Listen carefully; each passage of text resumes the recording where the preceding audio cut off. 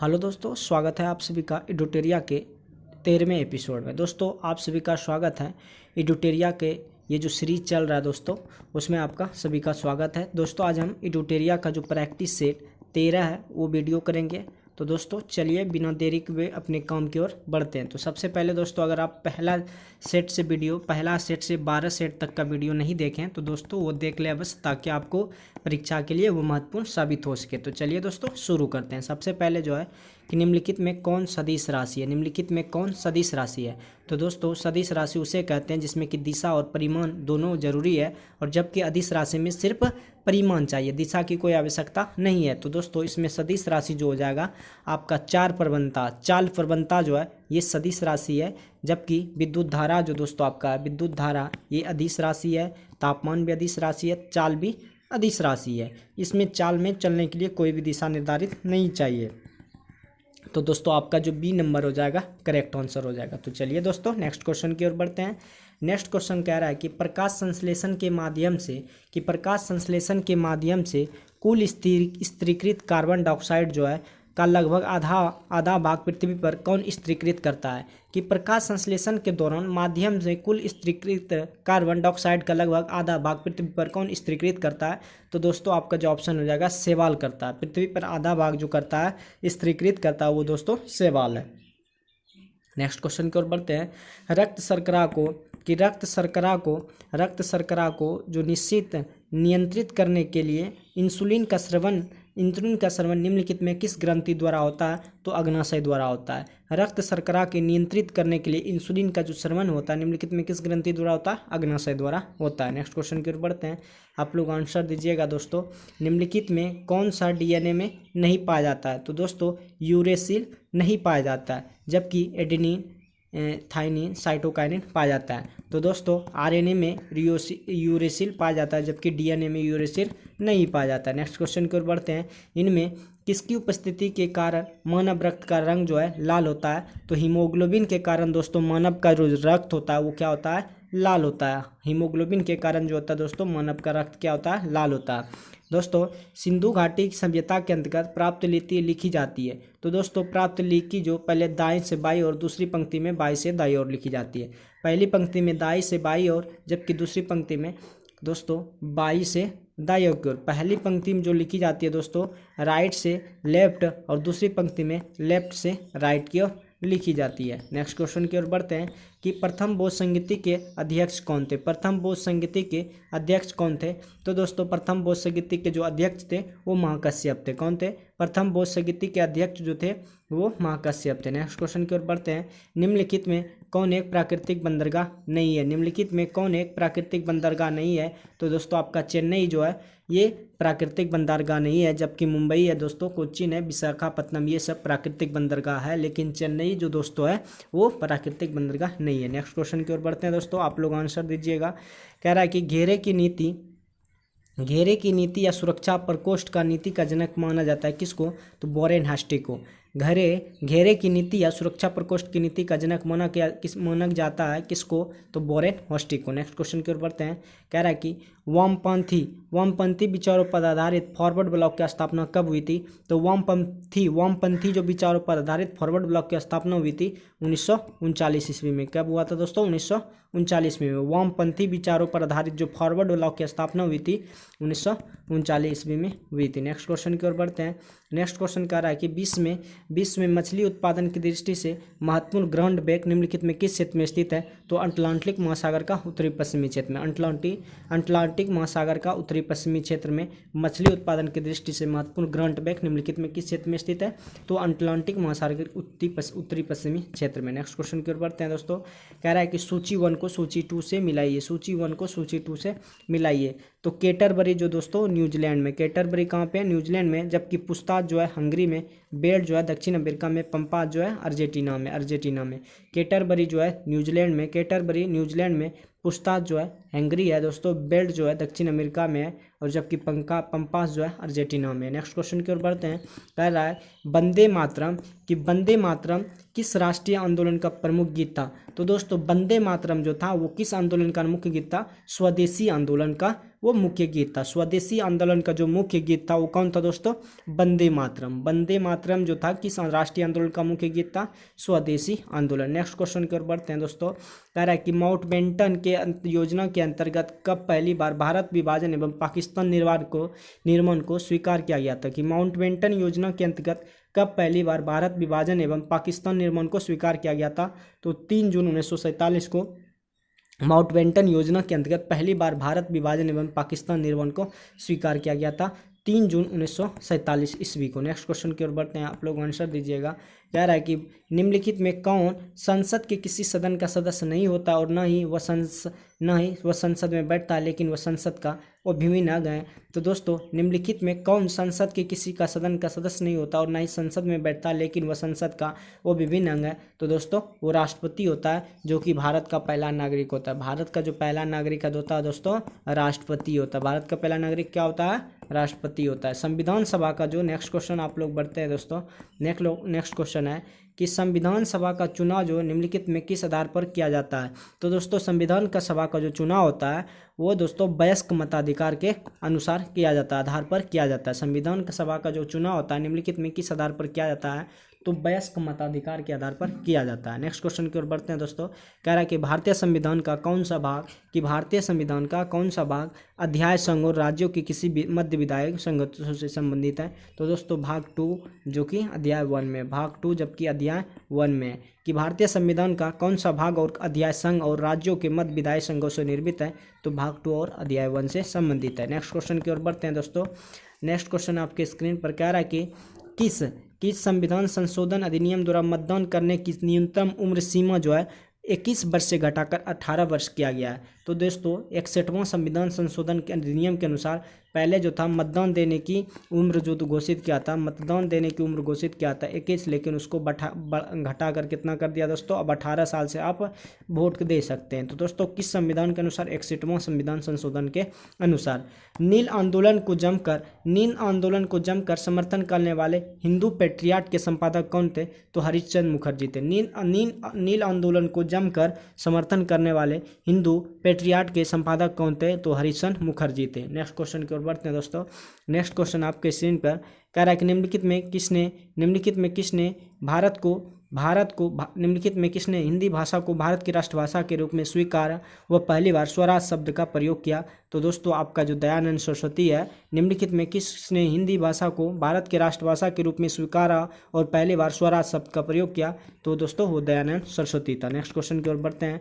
Next question आपके screen पर क्या रहा है? श्रम गहन उद्योग वह है क्या अधिक श्रमों की आवश्यकता होती है? श्रम गहन उद्योग वह है जहाँ अधिक श्रमों की आवश्यकता होती है। श्रम गहन उद्योग वह है जहाँ अधिक श्रमों की आवश्यकता होती है। नेक्स्ट क्वेश्चन की ओर बढ़ते हैं।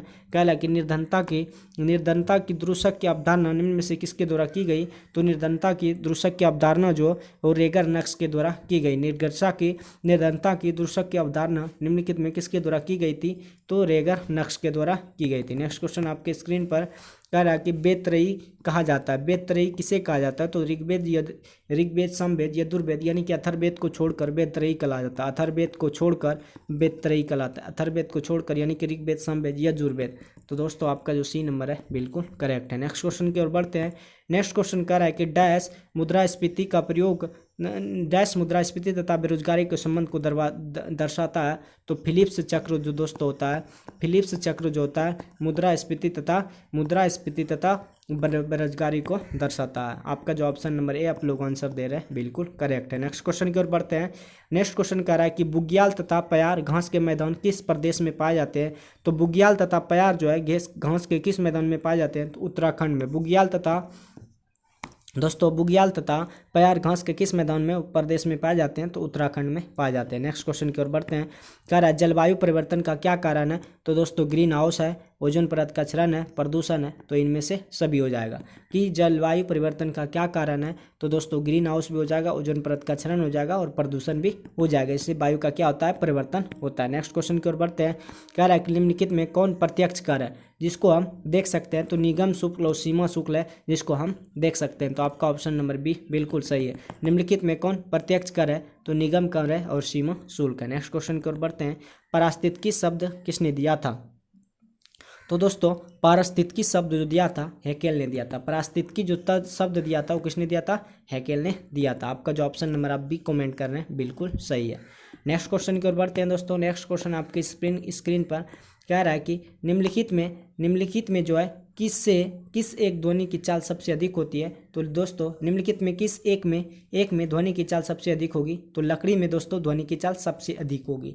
दोस्तों निम्नलिखित में किस एक में ध्वनि की चाल सबसे अधिक होगी? तो लकड़ी में दोस्तों ध्वनि की चाल सबसे अधिक होगी। तो दोस्तों अगला क्वेश्चन की ओर बढ़ते हैं। कह रहा है कि विद्युत चुम्बकीय तरंग क्या है? तो विद्युत चुम्बकीय तरंग जो है दोस्तों वो अनुप्रस्थ तरंग है। विद्युत चुम्बकीय तरंग दोस्तों जो है वो क्या है? अनुप्रस्थ तरंग है। विद्युत चुम्बकीय तरंग दोस्तों अनुप्रस्थ तरंग है। जो आपका ऑप्शन नंबर सी है वो बिल्कुल करेक्ट है। नेक्स्ट क्वेश्चन की ओर बढ़ते हैं। कह रहा है कि निम्नलिखित में से किस वनस्पति पादप जगत का सबसे बड़ा समूह कौन सा है? तो थैलोपाइटा। आपका जो ऑप्शन नंबर ए दर्शा रहा है। कह रहा है निम्नलिखित में वनस्पति पादप जगत का सबसे बड़ा समूह कौन सा है? तो थैलोपाइटा। निम्नलिखित में वनस्पति पादप जगत का सबसे बड़ा समूह कौन सा है? तो थैलोपाइटा। आपका ऑप्शन नंबर ए बिल्कुल करेक्ट है। नेक्स्ट क्वेश्चन की ओर बढ़ते हैं।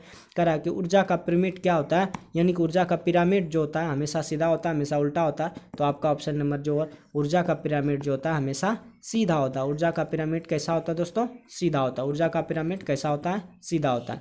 नेक्स्ट क्वेश्चन की ओर बढ़ते हैं। निम्नलिखित में कह रहा है कि निम्नलिखित क्रांतियों को सही सम्मिलित नहीं है। तो दोस्तों ये जो है कुक्कुट पालन जो है भूरी क्रांति से संबंधित नहीं है, जबकि उद्यान जो है सुनहरी क्रांति से, दूध उत्पादन श्वेत क्रांति से, खाद जो है हरित क्रांति से। फिर से एक बार आपको रिपीट कर देते हैं। कह रहा है कि कुक्कुट पालन जो दोस्तों वो भूरी क्रांति से संबंधित नहीं है, जबकि उद्यान जो है सुनहरी से है, दूध उत्पादन श्वेत से है, जबकि खाद जो है हरित क्रांति से संबंधित है। नेक्स्ट क्वेश्चन की ओर बढ़ते हैं।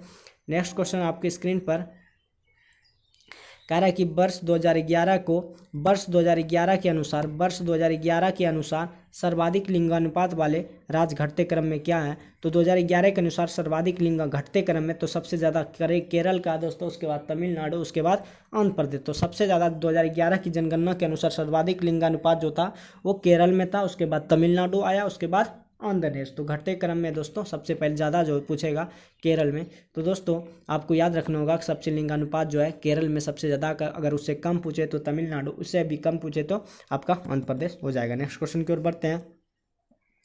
कह रहा है निम्नलिखित को सुमेलित कीजिए। तो दोस्तों निम्नलिखित को सुमेलित कीजिए। तो आपका जो तिलैया बांध है वो बराकर नदी पर स्थित है। तिलैया बांध कहाँ पर है? बराकर नदी पर, जबकि पंचायत बांध जो है दामोदर नदी पे, और बांध सागर परियोजना जो है सोन नदी पर, और रंजीत सागर बांध परियोजना रावी नदी पर है। तो दोस्तों तिलैया परियोजना जो है बराकर नदी पे है, पंचायत बांध जो है दामोदर नदी पर है, बांध सागर परियोजना सोन नदी पर है, और रंजीत सागर बांध परियोजना जो रावी नदी पर स्थित है। नेक्स्ट क्वेश्चन की ओर बढ़ते हैं। नेक्स्ट क्वेश्चन में कह रहा है निम्नलिखित में कौन सा देश स्थल रुद्ध है, यानी कि लैंड लॉक है?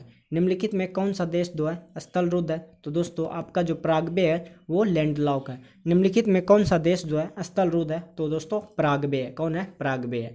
नेक्स्ट क्वेश्चन को बढ़ते हैं। कह रहा है कि ग्रेट कैनियन घाटी निम्न में से किस नदी के धारा से बनी तंग घाटी है? तो दोस्तों कोलोराडो। ग्रैंड कैनियन घाटी निम्न में से किस नदी की धारा से बनी तंग घाटी है? तो कोलोराडो। कौन दोस्तों? कोलोराडो। ग्रेट कैनियन घाटी निम्न में से किस नदी को धारा से बनी तरंग घाटी है? तो दोस्तों कोलोराडो। आपका ऑप्शन नंबर बी बिल्कुल करेक्ट हो जाएगा। नेक्स्ट क्वेश्चन की ओर बढ़ लेते हैं। नेक्स्ट क्वेश्चन में कह रहा है निम्नलिखित में जो है कौन सा समिति भारत पंचायती राज से संबंध नहीं है? तो दिनेश गोस्वामी समिति जो है पंचायती राज से समिति नहीं है, जबकि LM सिंघवी समिति जो है वो संबंधित है पंचायती राज से। तुवंग समिति है। बलवंत राय मेहता समिति भी पंचायत राज से समिति, LM समिति भी पंचायत राज से संबंध है, लेकिन दिनेश गोस्वामी समिति पंचायत राज से संबंधित नहीं है। नेक्स्ट क्वेश्चन की ओर बढ़ते हैं। नेक्स्ट क्वेश्चन कह रहा है कि निम्नलिखित में किस अधिनियम द्वारा सिखों के एक पृथक निर्वाचन की व्यवस्था की गई? निम्नलिखित में किस अधिनियम द्वारा सिखों के लिए पृथक निर्वाचन की व्यवस्था की गई? तो भारत शासन अधिनियम 1919 द्वारा सिखों के लिए एक अलग पृथक की निर्वाचन की व्यवस्था की गई। तो जो कि आपका ऑप्शन नंबर सी है बिल्कुल करेक्ट है। नेक्स्ट क्वेश्चन की ओर बढ़ते हैं। नेक्स्ट क्वेश्चन आप लोग आंसर दीजिएगा कि संविधान सभा की निम्नलिखित समितियों में किसकी अध्यक्षता जवाहरलाल नेहरू ने नहीं की थी? तो संविधान सभा की निम्नलिखित समितियों में किसकी अध्यक्षता जो है जवाहरलाल नेहरू नहीं की थी? तो प्रांतीय संविधान समिति की अध्यक्षता जो है जवाहरलाल नेहरू ने नहीं किया था, जबकि ये किया था डॉक्टर राजेंद्र प्रसाद ने। नेक्स्ट क्वेश्चन की ओर बढ़ते हैं। तो दोस्तों आपका आंसर हो जाएगा सी नंबर, बिल्कुल करेक्ट हो जाएगा। कह रहा है कि भारत में, नेक्स्ट क्वेश्चन है कि भारत के सर्वोच्च न्यायालय की संवैधानिक पीठ के निम्नलिखित में किस फैसले में मृत्युदंड की सजा में दुर्लभ सिद्धांत का प्रतिपादन किया था। कि भारत के सर्वोच्च न्यायालय की संवैधानिक पीठ के निम्नलिखित में किस फैसले में मृत्युदंड की सजा में दुर्लभतम या दुर्लभ सिद्धांत का प्रतिपादन किया था। तो बचन सिंह बनाम पंजाब राज 1980 ईस्वी में, बचन सिंह बनाम पंजाब राज जो कि 1980 ईस्वी में किया था। नेक्स्ट क्वेश्चन की ओर बढ़ लेते हैं। नेक्स्ट क्वेश्चन कह रहा है कि लव स्पेस सर्विस शब्द का संबंध किस स्केल से है। तो लव स्पेस सर्विस शब्द का संबंध किस स्केल से है। तो लॉर्ड टेनिस से संबंधित है। लव स्पेस सर्विस शब्द का संबंध किस स्केल से है। तो लॉर्ड टेनिस से संबंध है। नेक्स्ट क्वेश्चन की ओर बढ़ते हैं। कह रहा है कि टॉयलर पुरस्कार किस क्षेत्र में दिया जाता है। तो टॉयलर क्षेत्र जो दोस्तों वो पर्यावरण के क्षेत्र में दिया जाता है। टॉयलर पुरस्कार जो है वो पर्यावरण के क्षेत्र में दिया जाता है। आपका नेक्स्ट क्वेश्चन हो जाएगा। कह रहा है कि किस भारतीय भाषा को इटालियन ऑफ द ईस्ट कहा जाता है। किस भारतीय भाषा को इटालियन ऑफ द ईस्ट कहा जाता है। तो तेलुगु भाषा को इटालियन ऑफ द ईस्ट कहा जाता है। तेलुगु भाषा को इटालियन ऑफ द ईस्ट कहा जाता है। आपका जो ऑप्शन नंबर सी है बिल्कुल करेक्ट है। नेक्स्ट क्वेश्चन की ओर बढ़ते हैं। कह रहा है कि सारनाथ के धौम्य स्तूप का निर्माण किस काल में हुआ था। कि सारनाथ के धौम्य स्तूप का निर्माण किस काल में हुआ था। तो मौर्य के काल में हुआ था। कि सारनाथ के धौम्य स्तूप का निर्माण किस काल में हुआ था। तो दोस्तों वो मौर्य काल में हुआ था। नेक्स्ट क्वेश्चन की ओर बढ़ लेते हैं। कह रहा है कि चंद्रगुप्त की बंगाल पर विजय किस अभिलेख से संबंधित है। तो चंद्रगुप्त की बंगाल पर विजय किस अभिलेख से संबंधित है। तो महास्थान से संबंधित है। कि चंद्रगुप्त की बंगाल पर विजय जो है किस अभिलेख से संबंधित है। तो दोस्तों महास्थान। नेक्स्ट क्वेश्चन की ओर बढ़ते हैं। कि चोल एक तमिल राजवंश है जिसका राज्य चिन्ह क्या था। तो दोस्तों वो बाघ था। कि चोल एक तमिल राजवंश है जिसका राज्य का चिन्ह क्या था। तो बाघ था। दोस्तों नेक्स्ट क्वेश्चन की ओर बढ़ते हैं। दोस्तों अगर आपको वीडियो अच्छा लगे तो वीडियो को लाइक शेयर जरूर करते रहिएगा। कह रहा है कि एलोरा की गुफाओं का संबंध किस धर्म से रहा है। तो दोस्तों आपका जो है बौद्ध से भी रहा है, जैन से भी रहा और हिंदू से भी रहा। कि एलोरा की गुफाओं का संबंध बौद्ध धर्म से, जैन धर्म से, हिंदू में से भी संबंध रहा। तो आपका 1 2 3 सही है। नेक्स्ट क्वेश्चन की ओर बढ़ते हैं। कह रहा है कि गांधी जी के नाम के पहले महात्मा किसने जोड़ा था। तो गांधी जी के नाम के पहले महात्मा जोड़ा गया था चंपारण सत्याग्रह के दौरान। गांधी जी के पहले महात्मा नाम जोड़ा गया चंपारण सत्याग्रह के दौरान जोड़ा गया था। गांधी जी का जो नाम के आगे महात्मा लगा जाता है वो चंपारण सत्याग्रह के दौरान जोड़ा गया था। नेक्स्ट क्वेश्चन की ओर बढ़ते हैं। आपका लास्ट क्वेश्चन है कि भारत में मुस्लिम शासन को किस शासक ने आरंभ किया था। कि भारत में मुस्लिम शासन को किस शासक ने आरंभ किया था। कि भारत में मुस्लिम शासन को किस शासक ने आरंभ किया था। तो मोहम्मद गोरी ने मुस्लिम शासन को आरंभ किया था। दोस्तों एडिटोरिया का जो 13वां एपिसोड था उसका जो ऑब्जेक्टिव टाइप का क्वेश्चन वो समाप्त होता है। अब दोस्तों इसमें सामान्य तथ्य है तो दोस्तों वीडियो में आगे देखिएगा। तो दोस्तों वीडियो जो आपको शुरू से अंत तक जरूर देखना है, तभी आपको कोई भी एग्जाम के लिए महत्वपूर्ण साबित होगा। तो दोस्तों सामान्य तथ्य की ओर बढ़ते हैं। कह रहा है कि गजनी किस साम्राज्य के संस्थापक थे। तो अल्पतगीन था। दोस्तों अल्पतगीन था। गजनी साम्राज्य के संस्थापक जो थे अल्पतगीन था। दोस्तों मोहम्मद गजनी सुल्तान की उपाधि धारण करने वाला पहला शासक था। मोहम्मद गजनी जो था सुल्तान की उपाधि धारण करने वाला पहला शासक था। मोहम्मद गजनी सुल्तान की उपाधि धारण करने वाला पहला शासक था। नेक्स्ट क्वेश्चन की ओर बढ़ते हैं। मोहम्मद गजनी के दरबार में अलबरूनी, फिरदौसी, फारूकी एवं उतबी रहते थे। दोस्तों अगर आपको क्वेश्चन पूछे कि मोहम्मद गजनी के दरबार में कौन कौन रहते थे तो दोस्तों अलबरूनी रहते थे, फिरदौसी रहते थे, फारूकी और उतबी रहते थे। नेक्स्ट क्वेश्चन की ओर। मोहम्मद गजनी ने भारत पर 17 बार आक्रमण किया था। मोहम्मद गजनी ने, ये क्वेश्चन बहुत इंपॉर्टेंट है, हर एग्जाम में पूछा जाता है कि गजनी ने भारत पर कितना बार आक्रमण किया था। तो दोस्तों गजनी ने भारत पर 17 बार आक्रमण किया था। कितना बार दोस्तों? 17 बार।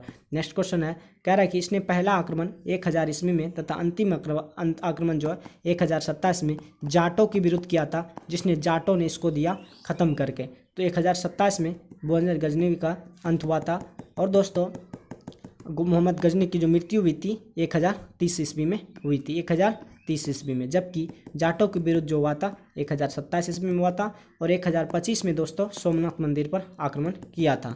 दोस्तों इसने 1025 में सोमनाथ मंदिर पर आक्रमण किया था।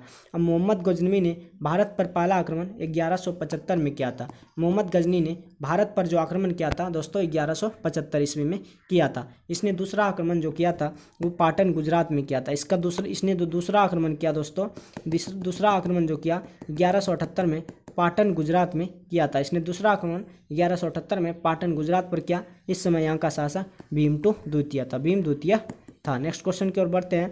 नेक्स्ट क्वेश्चन कह रहा है कि त्राइन का युद्ध 1191 ईस्वी में, त्राइन का युद्ध 1191 में, त्राइन का द्वितीय युद्ध 1192 ईस्वी में, उसके बाद चंदावर का युद्ध 93 ईस्वी में। फिर पहला पक्ष में त्राइन का प्रथम युद्ध में गौरी व पृथ्वीराज चौहान, जिसमें कि चौहान विजय हुआ था, जबकि द्वितीय युद्ध गौरी व पृथ्वीराज में, जबकि गौरी विजय हुआ था, और चंदावर का गौरी एवं जयचंद के बीच तो गौरी विजय हुआ था। नेक्स्ट क्वेश्चन की ओर बढ़ते हैं।